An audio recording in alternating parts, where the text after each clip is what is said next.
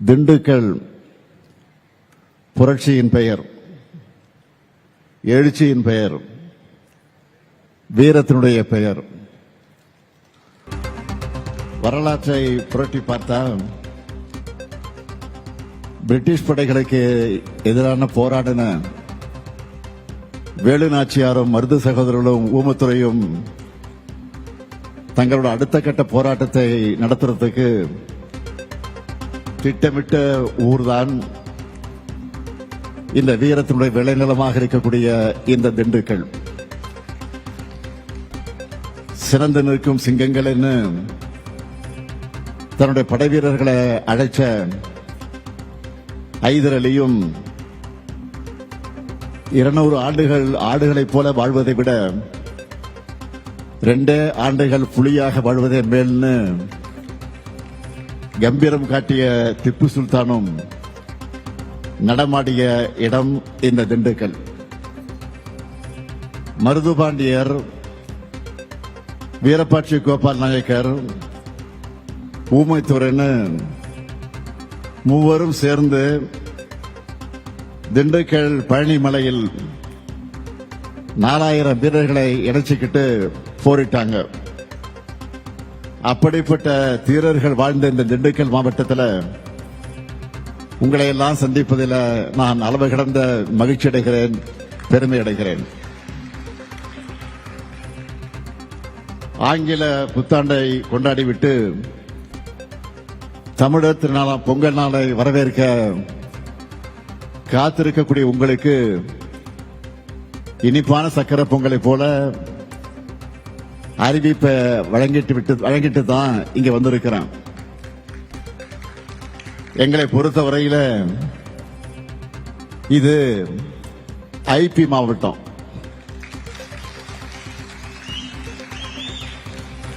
திண்டுக்கல் பூட்டு எவ்வளவு உறுதியானதோ அதே அளவுக்கு உறுதியோட இந்த மாவட்டத்தை கட்டி காத்து வளர்ச்சியை நோக்கி அழைத்து சென்று கொண்டிருக்கிறார் நம்முடைய மாண்புமிகு அமைச்சர் ஐபி அவர்கள்.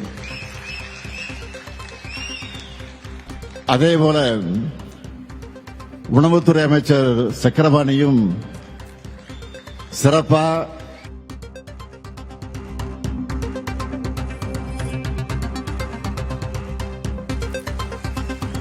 அவருடைய துறையில நம்ம திராவிட மாடல் அரசு செஞ்சிருக்கக்கூடிய ஒரே ஒரு சாதனையை பற்றி நான் சொல்ல விரும்புகிறேன். அதிமுக ஆட்சியின் 10 ஆண்டு கால கொள்முதல் செய்யப்பட்ட நெல் அளவு 1,79,81,152 மெட்ரிக் டன். ஆனா நம்ம திராவிட மாடல் ஆட்சியில வெறும் 4.5 ஆண்டுல, நல்லா கவனிங்க, 4.5 ஆண்டு, அதான் சொன்னது 10 வருஷம் அதிமுக ஆட்சி, இப்ப சொல்றது 4 ஆண்டுகள்ல 1,99,75,710 மெட்ரிக் டன் கொள்முதல நாம செஞ்சிருக்கிறோம். நல்லா கவனிங்க, அதிமுக 10 ஆண்டுகளை விட நம்மோட 5 வருஷத்துல 19,94,558 மெட்ரிக் டன் அதிகமாக நாம கொள்முதல் செஞ்சிருக்கிறோம். இது சாதாரணமானதல்ல, மிகப்பெரிய சாதனை. இந்த சாதனைக்கு சொந்தக்காரர் தான் நம்ம சக்கரபாணி. இன்றைய விழாவை பொறுத்த வரைக்கும் 337 கோடியே 84 லட்சம் ரூபாய் மதிப்பிலான 111 முடிவுற்ற பணிகளை திறந்து வச்சு 174 கோடியே 20 லட்சம் மதிப்பிலான 212 புதிய பணிகளுக்கு அடிக்கல் நாட்டி 2,62,864 பயனாளிகளுக்கு 1,082 கோடிய மதிப்பில் பல்வேறு நலத்திட்ட உதவிகள் வழங்கக்கூடிய நிகழ்ச்சிக்கு நான் இங்கே வந்திருக்கிறேன். மொத்தம் 595 கோடி ரூபாய் மதிப்பிலான விழாவாக, ஏன் ஒரு மாபெரும் விழாவாக இது அமைஞ்சிருக்கு. இங்கே கூடியிருக்கக்கூடிய உங்களை பார்க்கிறப்போ இது அரசு விழாவா இல்ல ஒரு மாநாடா என்று வியப்பா இருக்கு.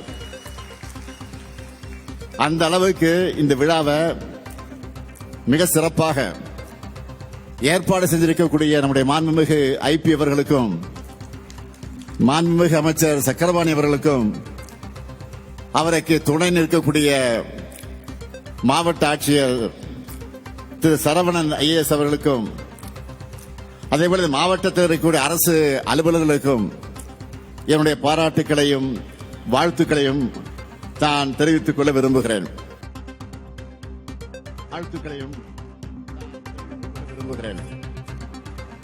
உங்க முகங்கள்ல மகிழ்ச்சியை பார்க்கணும்னு தான் ஏராளமான திட்டங்களை நாங்க செஞ்சுக்கிட்டு இருக்கிறோம்.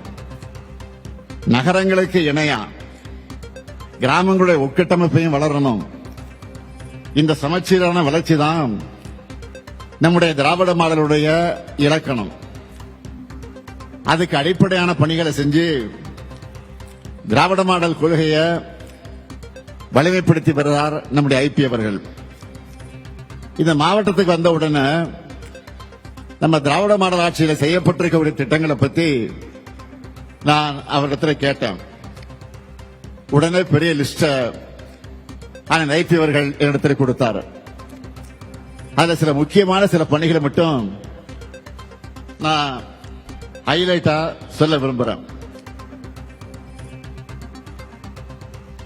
கலைஞர் கனவு இல்ல திட்டம் மூலமா 10,000 வீடுகள் திண்டுக்கல் மாவட்டத்தில் கட்டப்படுது.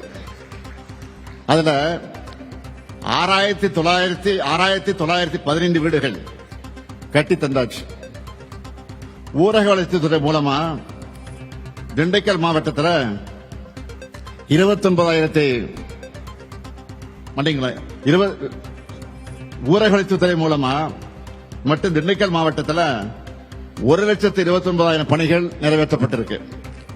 இதனுடைய மொத்த மதிப்பு 3,500 கோடி ரூபாய்.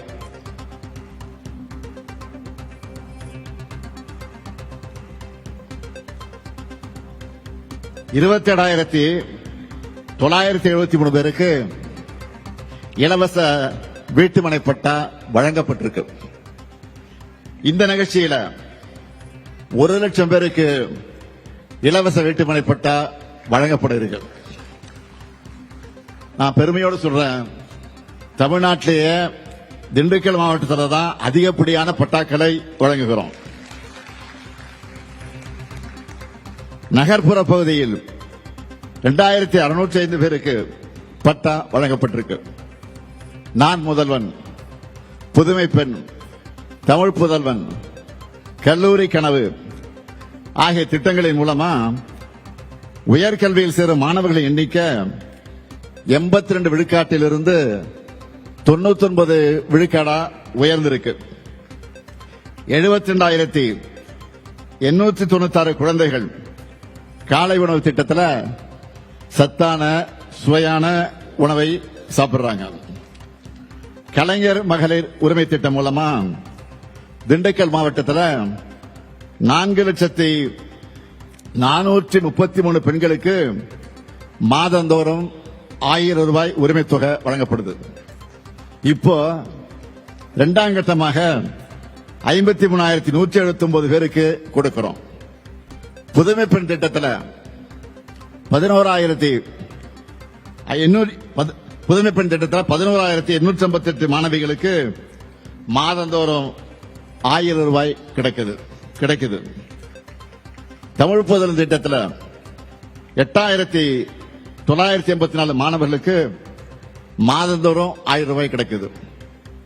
6,64,000 பேர் மக்களை தேடி மருத்துவ திட்டத்தில் இன்றைக்கு பயனடைந்து கொண்டிருக்கிறார்கள். இன்னுயிர் காப்போம் நம்மை காக்க 48 திட்டத்தில் இதுவரை 9,000 பேரோட உயிர்களை காப்பாற்றி இருக்கிறோம்.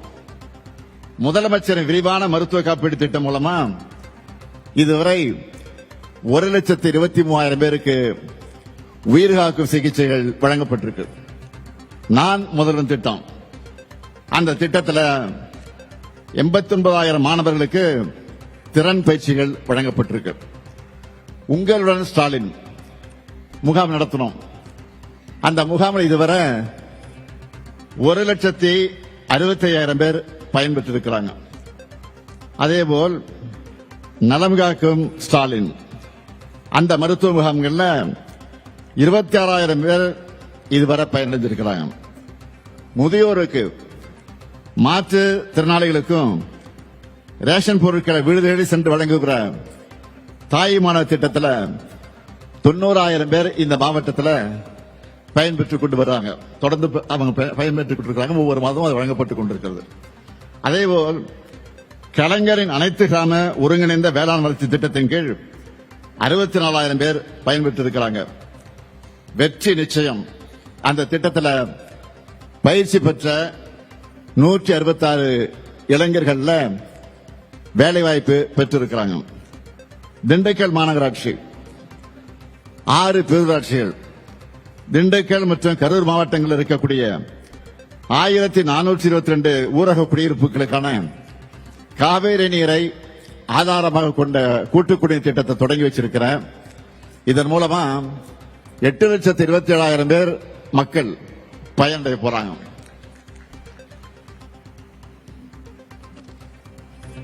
அடுத்து சின்னாலப்பட்டி பாளையம், பின்னாலப்பட்டி பாளையம், சித்தையன்கோட்டை, வத்தலகுண்டு பேரூராட்சிகளில் புதிய பேருந்து நிலையங்கள் கட்டப்பட்டிருக்கு. பல்வேறு ஊர்களில் பள்ளிகளில் புதிய வகுப்பறைகள் கட்டப்பட்டு வருது. அருள்மிகு பழனியாண்டவர் மகளிர் கலைக்கல்லூரியில் கூடுதல் வகுப்பறைகள், நூலகம், ஆய்வகம் கட்டப்பட்டு வருது. இலங்கை தமிழர் மறுவாழ்வு முகாம், இலங்கை தமிழர் மறுவாழ்வு முகாம், மகளிர் சுய உதவி குழுக்களுக்கான தொழிற்கூடம் கட்டப்பட்டிருக்கு. சிறுமலையில பல்லுயிர் பூங்கா அமைக்கப்பட்டிருக்கு. இன்றைய விழாவில் அடிக்கல் நாட்டப்பட்டிருக்க மிக முக்கியமான திட்டங்களை சிலவற்றை மட்டும் நான் சொல்றேன். பழனி முருகர் கோயில், அந்த கோயிலுக்கு வரக்கூடிய பக்தர்கள் ஓய்வெடுக்க மண்டபம் கட்டப்படவிருக்கு. ஒட்டஞ்சத்திரம் நகராட்சி காந்தி மார்க்கெட் வளாகத்தில் மேற்கூரை அமைக்கக்கூடிய பணி நடந்து கொண்டிருக்கிறது. பண்ணைக்காட்டில் துணை மின் நிலையம், ஒட்டஞ்சத்திரம் கோதையரம்புரையில் தானிய சேமிப்பு கிடங்கு, பல்வேறு ஊர்களில் வேளாண்மை கூட்டுறவு கடன் சங்க கட்டிடங்கள், பெருமாள் மலையில் பொது சுகாதார அலுவலக கட்டிடம், பூம்பாறை, பூலத்தூர்ல துணை சுகாதார நிலையம் உள்ளிட்டவை அமையவிருக்கு. இத்தனை முத்திரை திட்டங்களும் உட்கட்டமைப்பு பணிகளும் சிறு தொடக்கம் மட்டும்தான். அதுக்குன்னு இவ்வளவு தூரம் வந்துட்டு உங்களுக்கான புதிய அறிவிப்புகளை வெளியிடாம நான் போவேனா? போனால்தான் ஐபிஎன் விடுவாரா? சக்கரவாணி தொல்லை தாங்க முடியாதப்புறம் செந்திலாக இருந்தாலும் சரி, இங்க இருக்கக்கூடிய நாடாளுமன்ற உறுப்பினர் ஜோதிமணியாக இருந்தாலும் சரி, அதே போல நம்முடைய மார்க்சிஸ்ட் கம்யூனிஸ்ட் கட்சியினுடைய நாடாளுமன்ற உறுப்பினராக இருந்தாலும் சரி, அவங்களும் தொடர்ந்து கேட்பாங்க. ஆக இதையெல்லாம் உணர்ந்துதான் அடுத்த பாய்ச்சலுக்கான 8 புதிய அறிவிப்புகளை இந்த மேடையில் உங்க முன்னாடி வெளியிடுவதற்கு நான் மகிழ்ச்சி அடைகிறேன். முதலாவது அறிவிப்பு, திண்டுக்கல் மாநகராட்சி பகுதிகளில் சாலை, தெருவிளக்கு, குடிநீர் போன்ற அடிப்படை வசதிகள் 14 கோடியே 20 லட்சம் ரூபாய் செலவில் மேம்படுத்தப்படும். இரண்டாவது அறிவிப்பு, திண்டுக்கல் மாநகராட்சியில் இப்ப இருக்கக்கூடிய பழைய பாதாள சாக்கடை மற்றும் சுத்திகரிப்பு நிலையம் 8 கோடி ரூபாய் மதிப்பீட்டில் சீரமைக்கப்படும். மூணாவது அறிவிப்பு, பழனி தண்டாயுதபாணி சுவாமி திருக்கோயில் புனித தீர்த்தலங்களான இடுமன்குளம் மற்றும் சண்முகா நதி 6 கோடி ரூபாய் செலவில் மேம்படுத்தப்படும். நாலாவது அறிவிப்பு, புதிதாக தொடங்கப்பட்டிருக்கக்கூடிய நத்தம் கலை மற்றும் அறிவியல் கல்லூரிக்கு 18 கோடியே 50 லட்சம் ரூபாய் மதிப்பீட்டில் புதிய கட்டடம் கட்டப்படும். 5வது அறிவிப்பு, அதிக அளவில் முருங்கை பயிரிடப்படுற ஒட்டஞ்சத்திரத்துக்கு பக்கத்தில் இருக்கக்கூடிய மார்க்கம்பட்டியில் உலகத்தரத்திலான முருங்கை ஏற்றுமதிக்கான பதப்படுத்து தொழிற்சாலை 7 கோடி ரூபாய் செலவில் அமைக்கப்படும். 6வது அறிவிப்பு, கொடைக்கானல் மலைப்பகுதிக்கு வர்ற சுற்றுலா பயணிகளுக்கு 100 ஏக்கர் பரப்பளவுள்ள அனைத்து உட்கட்டமைப்பு வசதிகளுடன் கூடிய உலகத்தரம் வாய்ந்த சுற்றுலா முதலீட்டு பூங்கா கொடைக்கானல் வட்டம் வில்பட்டி ஊராட்சியில் சிப்காட் மூலமாக அமைக்கப்படும். 7வது அறிவிப்பு, கண்விலை கிழங்கு உற்பத்தியில் நம் நாட்டிலேயே தமிழ்நாடு தான் முன்னணியில் இருக்கு. பெரும்பாலும் ஏற்றுமதி செய்யப்படும் இந்த பயிருக்கு நிலையான நியாயமான விலை கிடைக்க சம்பந்தப்பட்ட ஒன்றிய அரசு துறையோடு இணைந்து நடவடிக்கை எடுக்கப்படும். 8வது அறிவிப்பு, ஒட்டஞ்சத்திரம் நகராட்சியில் அதிகமாக குடியிருப்புகள் உள்ள பகுதிகளில் 17 கோடி செலவில் புதிய கழிவுநீர் கால்வாய் அமைக்கப்படும். ஆக இப்படி திண்டுக்கலுக்கு மட்டும் இல்ல, ஒவ்வொரு மாவட்டத்துக்கும் என்னென்ன தேவைகள் பார்த்து பார்த்து வேலைதான் செஞ்சுக்கிட்டு இருக்கோம். இதனால தமிழ்நாடு வரலாறு காணாத வளர்ச்சியை இன்றைக்கு பெற்று வீர நடை போட்டுக் கொண்டிருக்கிறது. உறுதியா நம்ம கூட நிக்குது. கடந்த 4 ஆண்டுகளா நாட்டு மக்கள் எல்லாருமே பாராட்டுகிற அளவுக்கு சாதனை திட்டங்களை செஞ்சுட்டு இருக்கக்கூடிய நம்ம திராவிட மாடல் அரசு 2026 புத்தாண்டு பிறந்ததுமே இன்னும் நிறைய திட்டங்களை அறிவிச்சிருக்கிறோம். நீங்க எல்லாரும் செய்திகள்ல பார்த்திருப்பீங்க. அரசு ஊழியர்களோட 22 ஆண்டு கால கோரிக்கையான பழைய ஓய்வூதிய திட்டத்தை தமிழ்நாடு உறுதியளிக்கப்பட்ட ஓய்வு திட்டம் என்ற பெயரில் செயல்படுத்த நான் ஆணையிட்டு இருக்கிறேன். அரசு ஓய்வூதியம் என்பது அரசு பணியாளர்கள் மற்றும் ஆசிரியர்கள் ஓய்வுக்கு பிறகும் அவங்களுடைய வாழ்நாள் முழுவதும் மட்டுமல்ல, அவங்க வாழ்க்கை துணையோட வாழ்நாள் முழுக்க தொடர வேண்டிய சமூக பாதுகாப்பு, அதையும் மறுபடியும் நாம உறுதி செஞ்சிருக்கிறோம். இதன் மூலமா நிச்சயமற்ற எதிர்காலம் என்ற நிலையிலிருந்து நம்பிக்கை அளிக்கிற எதிர்காலத்தை நாம் உருவாக்கி இருக்கிறோம். இப்போ அரசு ஊழியர்கள் கொடுக்கிற பேட்டியெல்லாம் நீங்க பார்த்திருப்பீங்க. என்ன சொல்றாங்க? எங்க ஓய்வு கால வாழ்க்கையை முதலமைச்சர் அர்த்தமுள்ளதாக மாற்றியிருக்கிறார். இந்த அறிவிப்பு மூலம் 6.5 லட்சம் பேர் வாழ்க்கையில முதலமைச்சர் ஒளியேற்றி வச்சிருக்கிறார் என்று மகிழ்ச்சியோடு சொல்றாங்க. இன்னொரு பக்கம் நாட்டில் சாமானிய மக்கள் ஒருத்தர் கூட நிம்மதியா இருக்கக்கூடாதுன்னு நினைக்கிற ஒரு கூட்டம் இருக்கு. அவங்க என்ன சொன்னாங்க? இந்த திட்டத்தை எல்லாம் செய்யவே முடியாதுன்னு சொல்லிட்டு இருந்தாங்க. ஆனா நாம செஞ்சு காட்டியிருக்கிறோம்.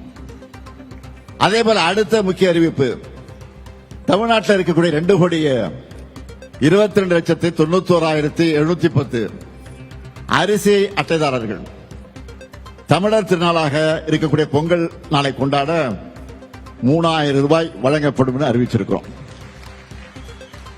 அந்த ரொக்கம் மட்டுமல்ல, பொங்கல் பரிசு தொகுப்பா 1 கிலோ பச்சரிசி, 1 கிலோ சர்க்கரை, ஒரு முழு நீள கரும்பு வழங்கவும் ஆணையிட்டு இருக்கிறேன். அது மட்டுமல்ல, பொங்கல் திருநாளை முன்னிட்டு வழங்கப்பட இருக்கக்கூடிய வேஷ்டி சேலைகள் எல்லா மாவட்டங்களுக்கும் இதுவரையில் எந்த வருஷமும் இல்லாத வகையில முன்கூட்டி அனுப்பி வைக்கப்பட்டிருக்கு. நாளை நான் சென்னையில் பொங்கல் தொகுப்பு வழங்குவதை தொடங்கி வைக்க இருக்கிறேன். அதை ஒட்டி எல்லா மாவட்டத்திலையும் 3,000 ரூபாய் ரொக்க பணம், பரிசு தொகுப்பு, வேஷ்டி சேலைன்னு எல்லாம் சேர்த்து மொத்தமா 7,600 கோடி ரூபாய் மதிப்பீட்டில் வழங்க போறோம். வர்ற பொங்கல் உங்க முத்துவேல் கருணாநிதி ஸ்டாலின் உங்களுக்காக தரக்கூடிய மகிழ்ச்சி பொங்கல். இது மட்டுமா, 2 நாளைக்கு முன்னாடி 20 லட்சம் மாணவர்களுக்கு லேப்டாப், மடிக்கணினி லேப்டாப் வழங்கக்கூடிய திட்டத்தை, உலகம் உங்கள் கையில் என்கிற திட்டத்தை நான் தொடங்கி வச்சேன். அது முதற்கட்டமா 10 லட்சம் மாணவர்களுக்கு தமிழ்நாடு முழுக்க நாம கொடுத்திருக்கிறோம். இதனால அரசு பொறியியல், கலை மற்றும் அறிவியல், மருத்துவம், விவசாயம், சட்டக்கல்லூரி, பாலிடெக்னிக், ஐடிஐ போன்ற அனைத்து படிப்புகளை சார்ந்த மாணவர்களுக்கும் லேப்டாப் வழங்கப்படுது. டெல், ஏசர், HP போன்ற உலக தரமான கம்பெனிகளோட லேப்டாப்பை தான் நம்ம மாணவர்களுடைய கைகளில் நம்ம கொடுத்திருக்கிறோம். நீங்க நல்லா படிங்க, மற்ற எல்லாத்தையும் நான் பார்த்துக்கிறேன்னு உலக உங்கள் கையில நான் சொல்லி இருக்கேன், நிகழ்ச்சியில சொல்லி இருக்கிறேன். ஆனா கடந்த ஆட்சியில இந்த திட்டத்துடைய நிலைமை என்ன? 2019ஆம் ஆண்டு பழனிசாமி அவர்கள் முதலமைச்சராக இருந்தப்போ மாணவர்களுக்கு லேப்டாப் வழங்குற திட்டத்தை நிறுத்திட்டாரு. எப்போ? 2019ஆம் ஆண்டு நிறுத்திட்டார். அப்ப அதுவும் CAG அறிக்கை என்ன சொல்லிச்சு தெரியுமா? 68 கோடி ரூபாய் மதிப்பில் வாங்கப்பட்ட 55,000 லேப்டாப்புகளை வீணடிச்சுட்டாங்கன்னு CAG அறிக்கையில வெட்ட வெளிச்சமாக சொன்னாங்க. அதிலே வெளியிடப்பட்டிருக்கு. இது பத்தி மாண்புமிகு எதிர்க்கட்சி தலைவர் பழனிசாமி அவர்களுக்கு ஏதாவது சந்தேகம் இருந்தா 2023ஆம் ஆண்டு ஏப்ரல் மாதம் தமிழ்நாடு சட்டமன்றத்தில் தாக்கல் செய்யப்பட்டிருக்கிற அறிக்கை எடுத்து நீங்க பார்க்கலாம், ஆதாரமா இருக்கு.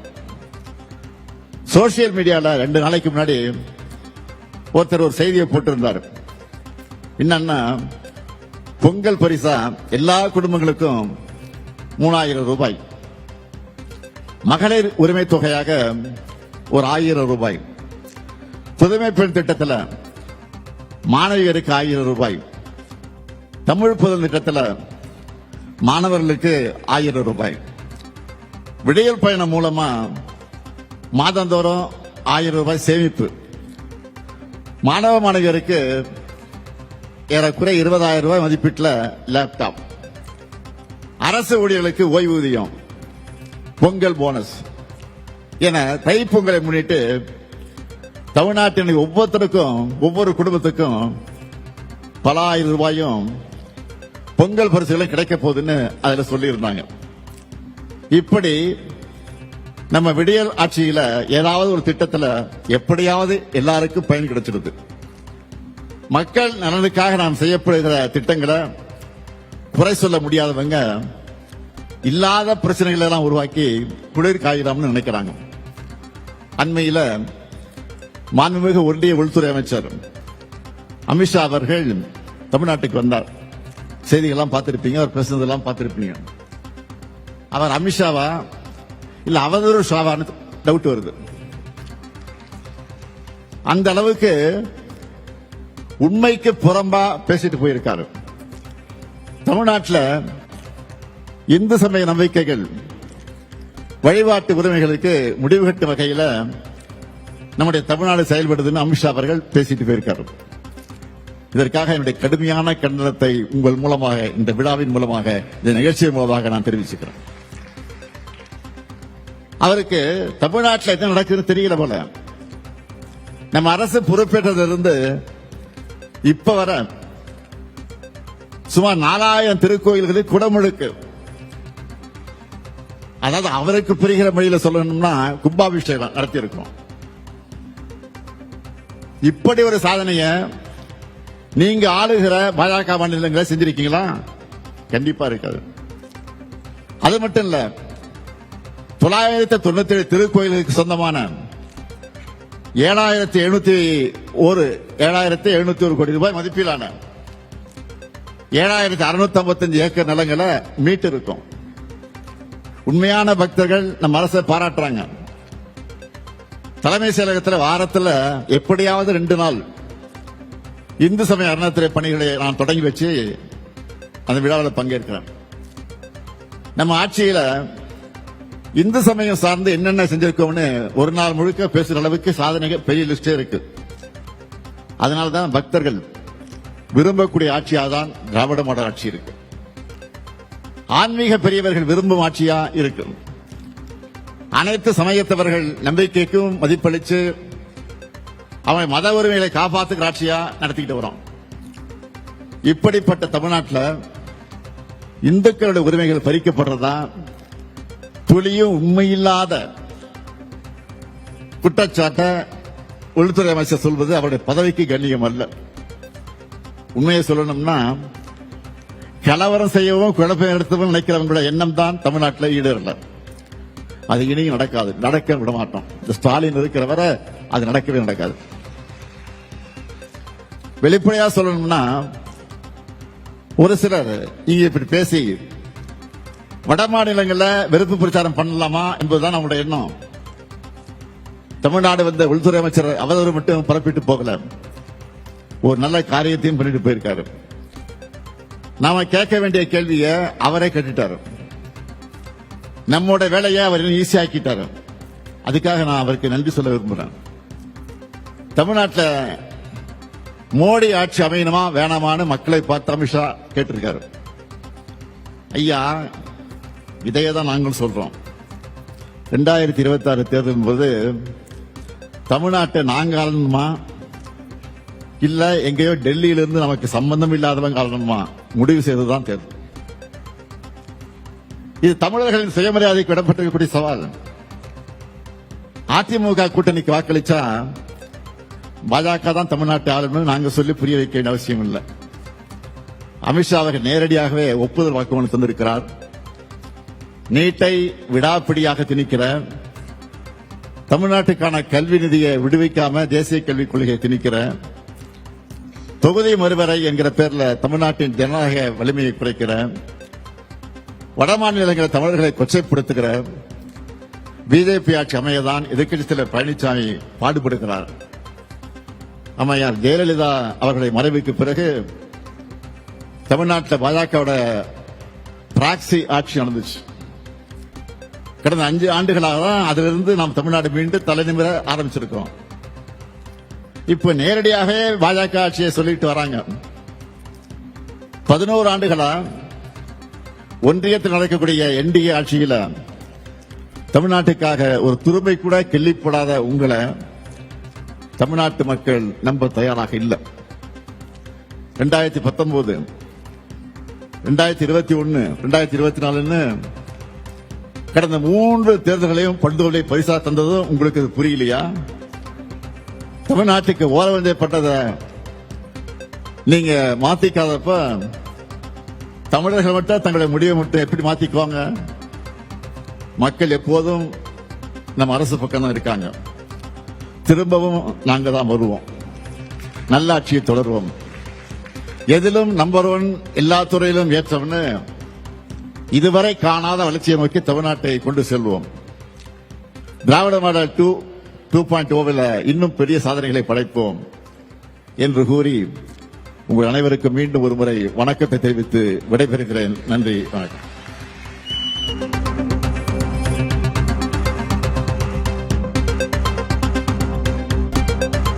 இந்துக்களுக்கு எதிராக செயல்படுவதாக திமுக அரசு மீது அவதூறு பரப்புவதற்கு கண்டனம் தெரிவித்திருக்கிறார் முதலமைச்சர் மு க ஸ்டாலின். திண்டுக்கல்லில் நடைபெற்ற நலத்திட்ட உதவிகள் வழங்கும் விழாவில் முதலமைச்சர் மு க ஸ்டாலின் பேசியதை பார்த்தோம். அமித்ஷாவா அவதூறு ஷாவா என்று முதலமைச்சர் விமர்சனங்களை முன்வைத்திருக்கிறார். தமிழகம் வந்து சென்றிருக்கும் அமித்ஷா இந்துக்களுக்கு எதிரான ஆட்சி என்று கூறியதற்கு முதலமைச்சர் மு க ஸ்டாலின் கண்டனத்தை தெரிவித்திருக்கிறார்.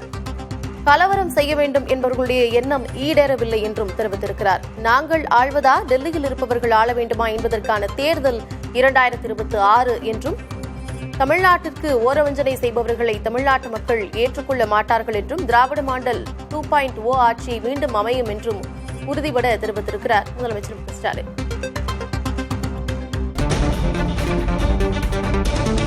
இதற்கு முன்னதாக பாஜகவினுடைய ப்ராக்சி ஆட்சி நடந்து கொண்டிருந்தது என்றும், அதிலிருந்து மீண்டு தற்பொழுது திராவிட மாடல் ஆட்சி நடக்கிறது என்றும், மீண்டும் திராவிட மாடல் 2.0 அமையும் என்றும் அவர் உறுதிபட தெரிவித்திருக்கிறார். மக்கள் நலனுக்காக நாம் செய்யப்படுகிற திட்டங்களை குறை சொல்ல முடியாதவங்க இல்லாத பிரச்சனைகளை எல்லாம் உருவாக்கி குளிர் காயிலாம்னு நினைக்கிறாங்க. அண்மையில் மாண்புமிகு ஒன்றிய உள்துறை அமைச்சர் அமித்ஷா அவர்கள் தமிழ்நாட்டுக்கு வந்தார். செய்திகள்லாம் பார்த்திருப்பீங்க, அவர் பேசுனதெல்லாம் பார்த்திருப்பீங்க. அவர் அமித்ஷாவா இல்ல அவதூறு ஷாவான்னு டவுட் வருது. அந்த அளவுக்கு உண்மைக்கு புறம்பா பேசிட்டு போயிருக்காரு. தமிழ்நாட்டில் இந்து சமய நம்பிக்கைகள் வழிபாட்டு உரிமைகளுக்கு முடிவு கட்டும் வகையில் நம்முடைய தமிழ்நாடு செயல்படுதுன்னு அமித்ஷா அவர்கள் பேசிட்டு போயிருக்காரு. இதற்காக என்னுடைய கடுமையான கண்டனத்தை உங்கள் மூலமாக, இந்த விழாவின் மூலமாக, இந்த நிகழ்ச்சியின் மூலமாக நான் தெரிவிச்சுக்கிறேன். அவருக்கு தமிழ்நாட்டில் என்ன நடக்குதுன்னு தெரியல போல. நம்ம அரசு பொறுப்பேற்றதிலிருந்து இப்ப வர சுமார் 4000 திருக்கோயில்களில் குடமுழுக்கு, அதாவது அவருக்கு புரிகிற மொழியில சொல்லணும்னா கும்பாபிஷேகம் நடத்தியிருக்கோம்.